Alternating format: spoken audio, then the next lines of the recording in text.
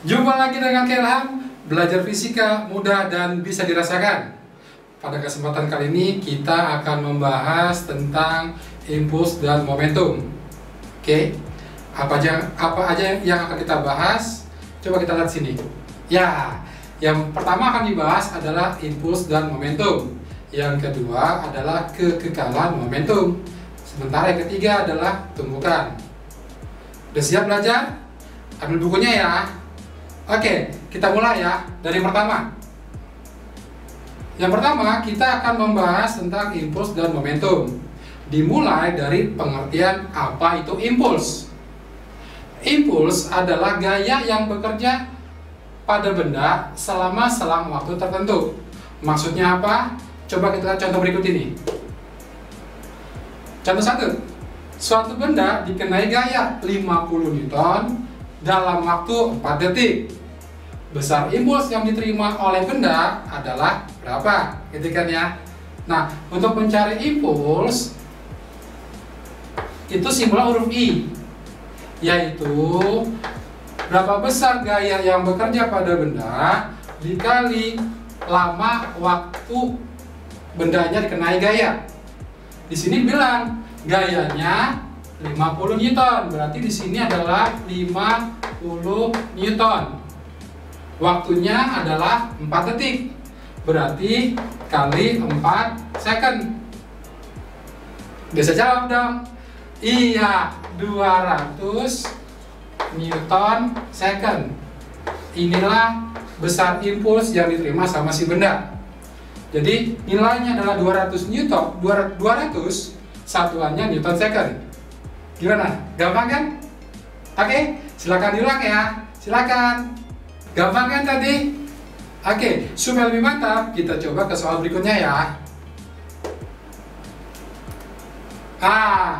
Ini hampir sama kayak contoh 1. Cuma ini ada gambar doang. Sekarang kamu bisa lebih kelihatan. Kalau ada suatu benda dikenai gaya 20 Newton dalam waktu 2 detik, impulsnya berapa? Iya, 40 Newton second. Bisa? Oke, sekarang kita coba soal berikutnya.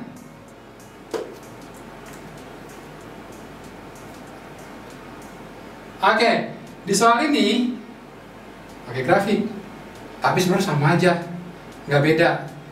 Oke, kita lihat. Saat detik 0, bendanya dikenai gaya 20 Newton sampai detik ke-5. Setelah itu turun gayanya sampai ke 0 saat di detik ke-10.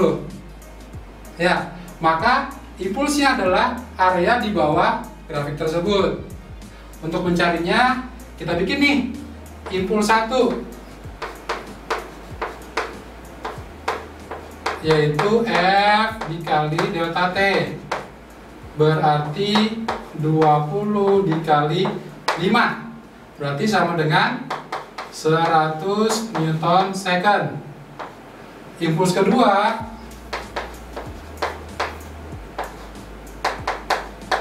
I sama dengan F dikali delta T, berarti sama dengan luas segitiga. Yang luas segitiga setengah alas. Alasnya mana? Alasnya waktu dari detik ke-5 sampai detik ke-10. Berapa detik? Iya betul, 5 detik. Tingginya mana? Tinggi gaya tersebut berapa? 20. Jadi berapa impuls kedua? Iya, yaitu 50 Newton second. Oke, nah sekarang kita jumlahkan impuls yang ini dengan yang ini. Berapa jumlahnya? 150. Iya, benar. Ini cara pertama. Bisa juga kamu langsung hitung luas trapesiumnya. Oke? Bisa? Pasti bisa. Sampai sini kita dapat kesimpulan bahwa yang namanya impuls adalah gaya dikali selang waktu. Mudah kan? Catat bukunya ya. Nah, sudah yang impulsnya. Sekarang kita akan masuk ke bagian yang kedua, yaitu si temannya, yaitu si momentum. Momentum adalah keadaan benda saat kecepatan tertentu.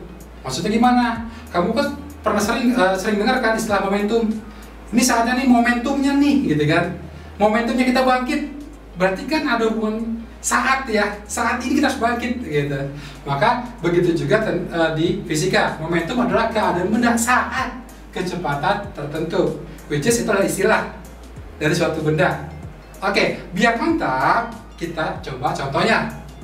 Nih, nah, momentum yang dimiliki benda bermassa 2 kg saat bergerak dengan kelajuan 5 meter per second ke kanan adalah berapa? Nah, momentum itu simbolnya huruf P. Ya, berarti massa dikali sama kecepatan. Karena keadaan benda saat kecepatannya berapa, kan gitu. Nah, massanya adalah 2 kg. Kecepatannya saat itu adalah 5. Berarti momentumnya adalah 10 kg meter per second. Dia bergerak ke kanan, berarti kita tambahkan arahnya ke kanan. Bisa? Coba ya. Nah, bisa kan? Sekarang coba yang kedua ya. Tuh. Benda bermassa 4 kg memiliki momentum 20 kg meter per second saat bergerak dengan kecepatan berapa? Ini sama kayak tadi deh. Berarti kan P sama dengan M dikali V. Ini mah kayak pelajaran SD deh. Ini 40, ini 20 nih. 20 itu adalah 4 dikali berapa yuk? Iya, pastinya 5 lah. Nah, benda yang tadi massa 4 kg akan punya momentum 20 saat kecepatannya 5 meter per second. Gampang kan? Ya, berarti momentum dapat kita simpulkan yaitu massa kali kecepatan. Sampai sini gampang? Ya, silakan dicatat ulang di bukunya ya. Nah, gimana? Udah, kita udah tahu impuls, udah tahu momentum. Sekarang kita hubungkan antara momentum sama impuls. Supaya kamu bisa, coba lihat sama berikut ini. Sebuah bola yang mula-mula diam, berarti momentumnya berapa? Kalau dia diam, betul, momentumnya 0. Ditendang dengan impuls 10 Newton second, berarti bolanya dikasih impuls dong. Kalau kakak tulis, misalkan ini bola, dia mula-mula kecepatannya 0, berarti dia momentumnya 0 dong. Terus dikasih impuls, ya kakak tendang ke kiri deh, bergampang. Ya, dikasih impuls sebesar 10. Kira-kira apa yang terjadi? Kalau bola diam, kamu tendang, pasti bergerak, ya enggak? Nah, berarti mula-mula momentumnya 0, dikasih impuls 10, berarti sekarang jadi berapa? Ya iyalah, pasti 10. Anak SD aja pasti bisa, ya enggak? Kalau akan tuliskan P0 ditambah impuls sama dengan P atau momentum akhir. Kalau nilainya, kakak tuliskan bawahnya 0 ditambah 10, jadinya ya pasti 10. Bisa kan? Gampang banget. Nah, udah. Segitu doang hubungan antara impuls sama momentum. Supaya kamu semakin jago, kita lihat soal kedua. Nih, sebuah bola bergerak ke kanan dengan laju 2 meter per second. Jadi ada bola, dia bergerak dengan kelajuan atau V 2 meter per second. Ditendang, enggak? Kakak kasih gambar ini aja lah.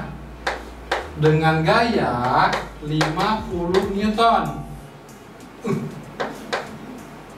Dengan waktu sentuh antara bola sama kaki adalah 0,2 detik. Berarti di sini waktunya 0,2 second. Jika massa bola adalah 1000 gram, 1000 gram berapa kilo?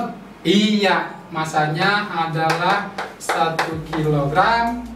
Arah dan kelajuan bola setelah ditendang adalah bagaimana?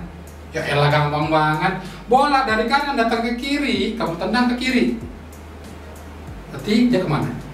Ya ke kiri lah. Arahnya pasti ke kiri. Soal bercanda nih soalnya nih. Terus berapa kecepatannya? Ya elah. Ini berapa nih momentumnya? Tadi ya, momentum awal ditambah impuls jadinya momentum akhir. Momentum awal berapa? Ya 1 kali 2 berapa? Ya 2. Aduh deh, masa kakak juga yang jawab? Kamu dong yang jawab. Ini berapa nih? 50 kali 0,2. Iya, 10. Tapi jangan lupa arahnya kemana? Ke kiri. Kalau ke kiri kita kasih tanda negatif. Begini nih. Maka jadinya berapa? Berapa? Ya iyalah, minus 8 gitu aja kok repot. Momentum akhirnya minus 8, masanya 1. Berarti kelajuannya berapa? Ah? Ya elah, kelajuannya, maka ini kan P nih. Di sini deh, P sama dengan M kan. Ya ampun deh. Nggak mau ah. Langsung aja ya. Berarti kelajuannya adalah 8 ke kiri. Gampang? Catat bukunya ya. Nah, udah, kamu catat. Udah kerja ulang belum? Jangan lupa kamu kerja ulang ya, supaya kamu lebih jos. Nah, biar tambah jos tentang hubungan ini, kita coba soal nomor 3. Ya, sebuah bola bergerak ke kanan dengan momentum 10 kg/s. Kemudian ditendang sehingga berbalik arah dengan momentum 20 kg/s. Perubahan momentum yang terjadi adalah berapa? Jadi kalau seumpama di sini ada bola, dia bergerak nih ke kanan kan, dengan momentum, sebutlah momentum awal adalah 10 kg/s. Terus dia ditendang, gitu kan? Sehingga dia berbalik arah ke sana dengan momentum 20. Maka perubahannya berapa? Nih caranya.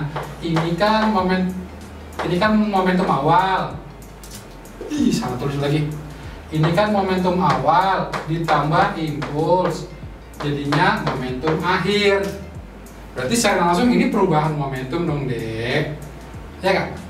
Berarti ini 10 ditambah perubahan jadinya 20, tapi balik arah.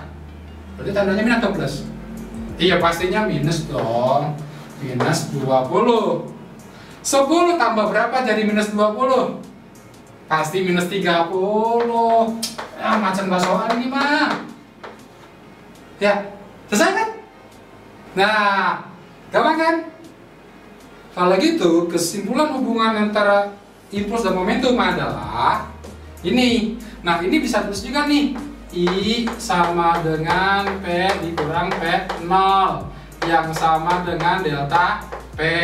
Artinya, impuls membuat momentum berubah. Catat ya di situ ya, itu garis bawah penting. Oke? Silakan kamu catat. Nah, udah kamu catat? Iya, kakak juga bikin catatan dong. Nih, catat kakak nih. Tuh, ya kak. Nah, bagian pertama kan kita mempelajari tentang impuls dan momentum. Impuls adalah momentum adalah hubungannya. Nah, kan?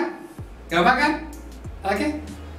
Maka kita telah mempelajari. Selesai dong. Tinggal 2 lagi. Oke? Siap ya, kita belajar lagi setelah ini ya. Nah, bagian pertama kan udah tuh, impuls dan momentum. Sekarang kita masuk ke bagian kedua, yaitu kekekalan momentum. Yaitu ketika 2 benda saling memberikan impuls. Ya, itu sekarang langsung perhatikan kayak semacam tumbukan ya. Dan resultannya 0. Berarti momentum sistem keduanya tetap atau tidak berubah. Artinya, momentum sebelum tabrakan sama dengan momentum sesudah tumbukan atau tabrakan. Maksudnya gimana? Kayak gini loh. Ya, jumlah momentum sebelum, pakai notasi sigma ya, sama dengan jumlah momentum sesudah.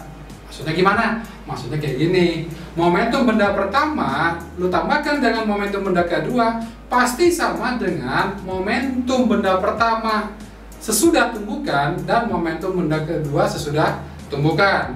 Masih ngawang-ngawang kan? Biar jelas, Lihat contoh berikut. Apa kata soalnya? Bola A yang mula-mula diam ditumbuk oleh bola B yang bergerak dengan kelajuan 10 meter per second. Maksudnya gini nih, ini bola B nih. Ini bola A. Nah dia lagi diam nih. Ini jalan dengan kecepatan 10 ke sana. Setelah menumbuk, bola B bergerak dengan kelajuan 2. Artinya sekarang B jalan dengan 2. Si A kira-kira gimana? Ya pasti jalan lah, nggak mungkin dia diam, ya nggak? Si A juga jalan nih ke sana. Tapi kecepatannya kita nggak tahu. Itu yang ditanya sama soal, ya nggak? Jika massa bola A dan B masing-masing 4 dan 2, berarti di sini adalah yang 4, ini yang 2. Ini berarti yang 2, ini yang 4. Ini berapa kecepatannya? Yuk kita cari yuk. Caranya paling gampang adalah hitung aja nih berapa momentumnya. Ya, yang ini momentum yang A sebelum tumbukan 0 karena kecepatannya 0. Sementara momentum yang B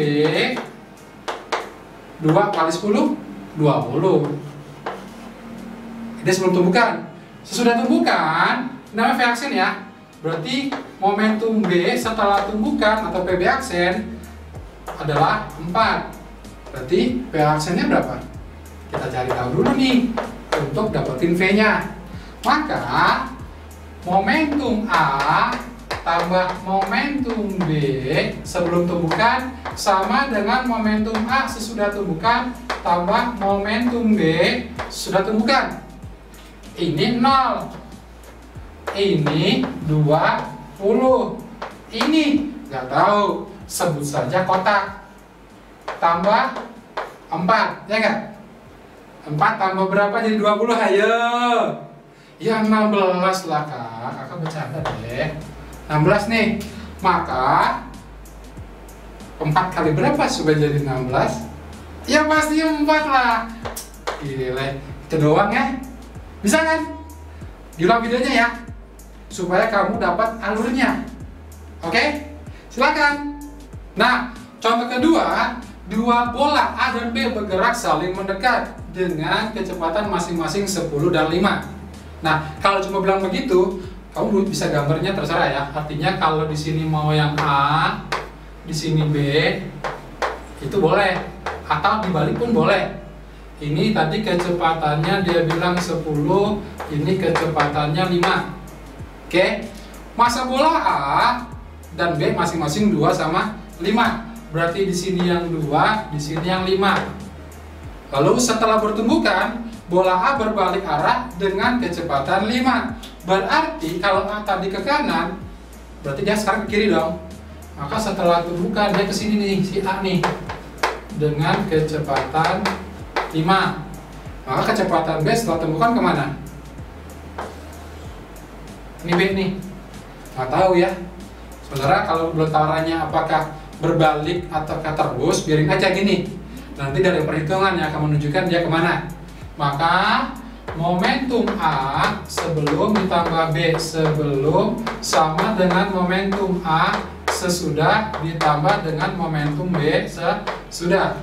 Ya, maka 2 kali 10 20. 5 kali 5 25, tapi karena ini kita anggap ke kiri, jadi minus 25 sama dengan berapa? Masa 2 ya? Ini 5 ya? Berarti adalah minus 10 ditambah PB aksen. Ini dulu aja. Ini jadi berapa? Minus 5. Ini ke sana? 5 juga. Berarti langsung apa tulis? Langsung aja lah, karena kan kalian kan pasti cerdas ya. Berarti ini ke 10, ini minus 5, jadinya dia 5. 5 sama dengan PB aksen. PB aksennya 5. Positif, berarti dia ke kanan. Ya, massanya 5. Berarti kecepatannya sama dengan 1. Gampang kan? Catat ya di bukunya. Nah, contoh ketiga, dari sebuah, ini termasuk soal yang sering muncul ya deh. Dari sebuah perahu yang diam, seorang nelayan meloncat ke depan dengan kecepatan 2 meter per sekon. Mungkin ada ikan gede kali. Jika massa perahu dan orang masing-masing 100 kilo dan 50 kilo, maka kecepatan perahu setelah nelayan tersebut loncat berapa? Gitu kan ya. Maka ya aduh, maaf ya dia kalau gambar kurang bagus, tapi anggap aja lah ini perahu gitu kan. Ya. Salah ini nih, salah layar. Ini layar loncat ke depan nih. Gambar ini deh. Ini dia 2 meter per second. Maka perahu yang ke sana dong. Ya, berarti momentum perahu ditambah momentum orang sama dengan momentum perahu setelah orang loncat ditambah momentum orang setelah loncat. Kan mula-mula diam. Berarti ini 0. Ya, ini momentum perahunya sebut aja PP aksen ditambah orang tadi masanya 50, loncat ke depan dengan 2, berarti momentumnya adalah 100. Berarti ini berapa nih supaya jadi 0? Ya pasti minus dong. Minus 100 sama dengan momentum perahu setelah orang loncat. Berarti perahu bergerak mundur ya. Berarti M dikali V. Massa perahunya 100. Berarti 100 dikali 1. Apa minta tuh? Minus itu cuma arah. Berarti kecepatan perahunya 1 ya. Selesai. Gampang kan? Udah ya, gitu aja ya. Ini biar habis ini kita lanjut ke tumbukan. Nah, udah kan? Ya bos momentum mudah. Kekal momentum mudah. Tinggal tumbukan dong. Siap ya bagian terakhir. Ini paling gampang kok. Oke, kita mulai ya. Tumbukan. Tumbukan atau tabrakan itu dipengaruhi oleh koefisien tumbukan atau bahasa kerennya adalah koefisien restitusi, yaitu gini, gitu kan. Kita pakai aja caranya lah ya. Nah, ketika nilai E-nya atau koefisien sama dengan 1, berarti dia akan mantul sempurna, gitu. Tapi kalau E sama dengan 0, dia justru tidak mantul atau dia nempel, atau disebutnya tidak lenting. Tapi kalau antara 0 sampai 1, dia lenting sebagian. Nah, dari ketiganya ini, hukum kekekalan momentum berlaku di semuanya. Tetapi cuma di lenting sempurna yang juga berlaku hukum kekekalan energi kinetik. Oke? Siap ya? Kita masuk ke contoh soalnya ya. Contoh 1.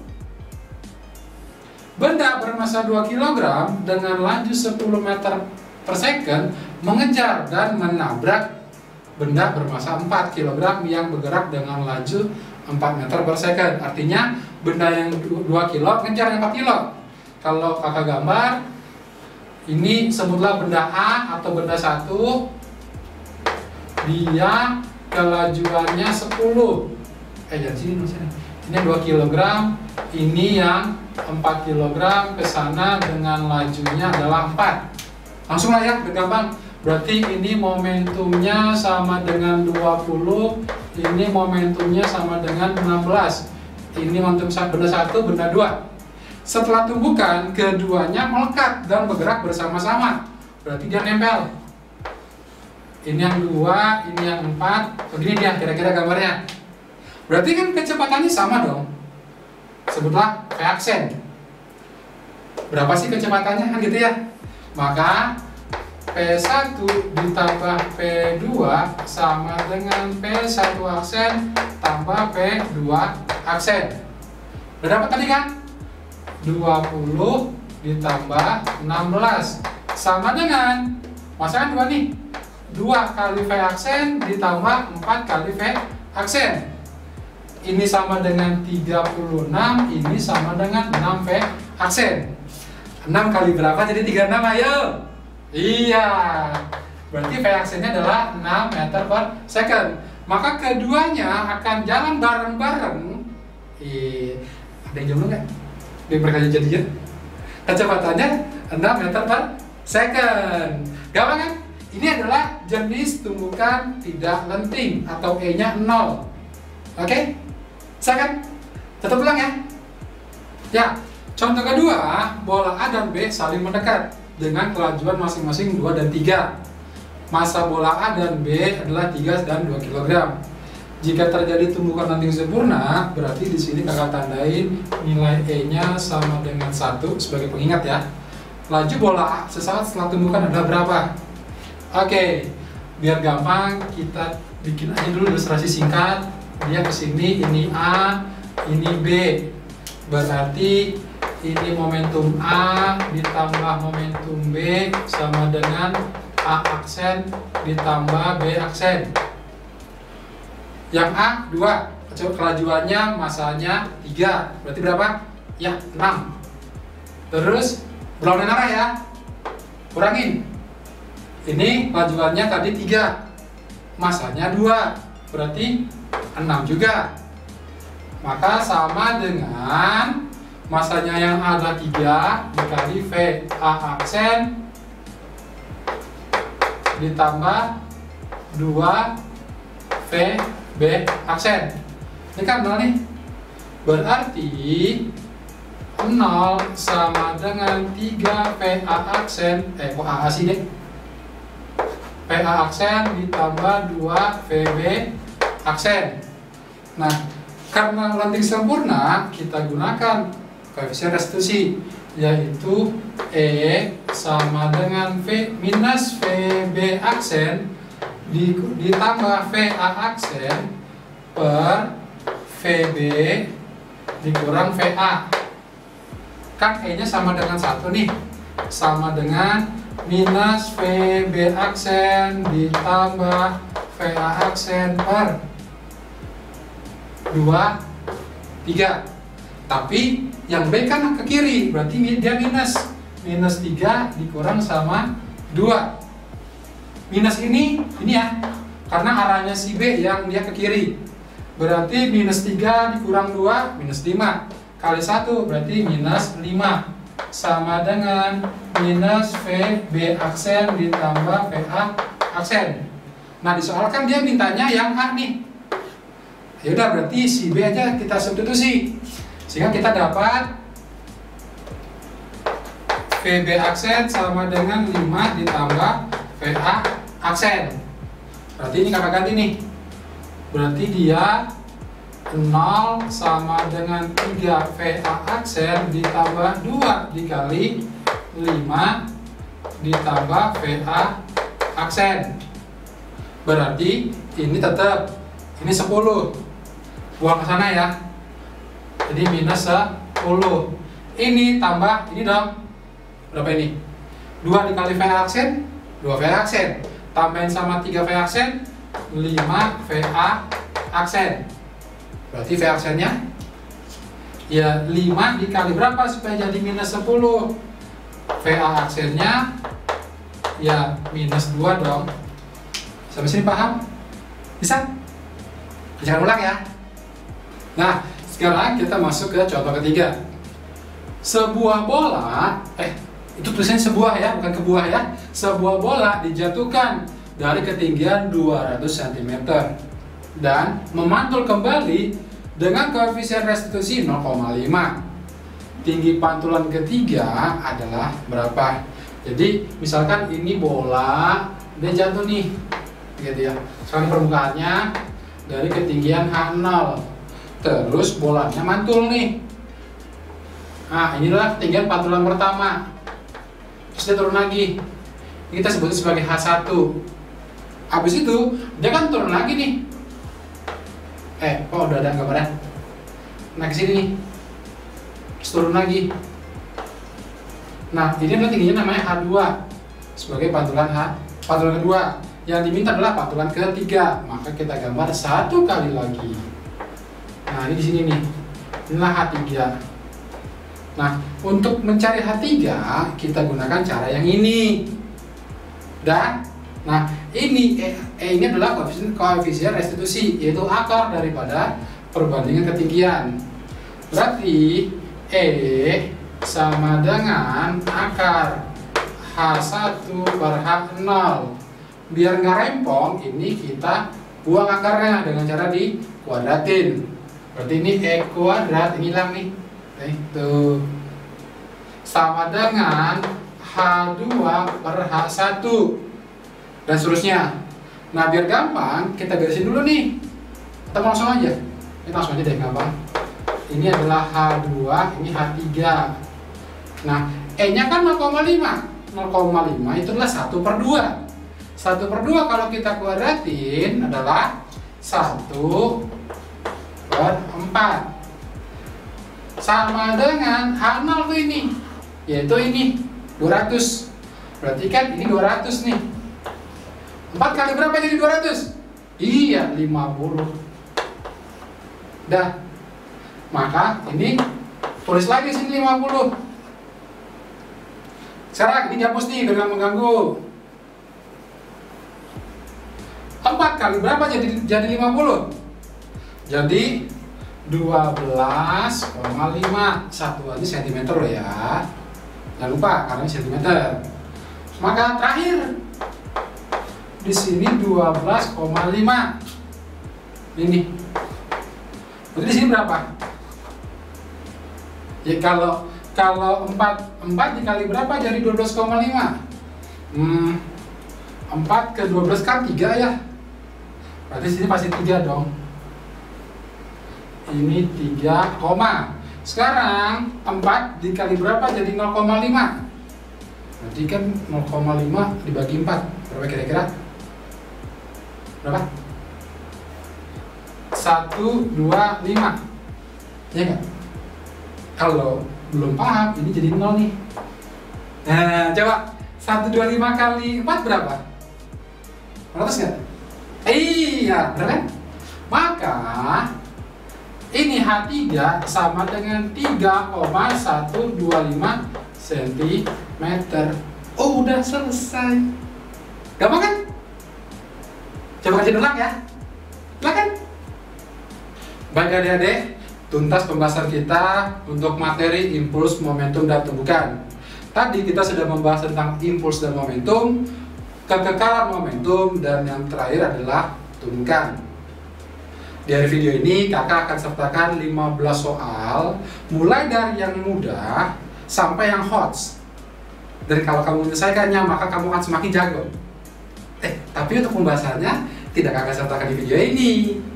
Kamu akan dapat pembahasannya kalau kamu join di persiapan UAS Quantum Research. Untuk caranya, lihat di deskripsi video ini ya. Di sana udah lengkap kok. Oke, sekian dari kakak. Tunggu video kakak berikutnya ya. Salam sang juara!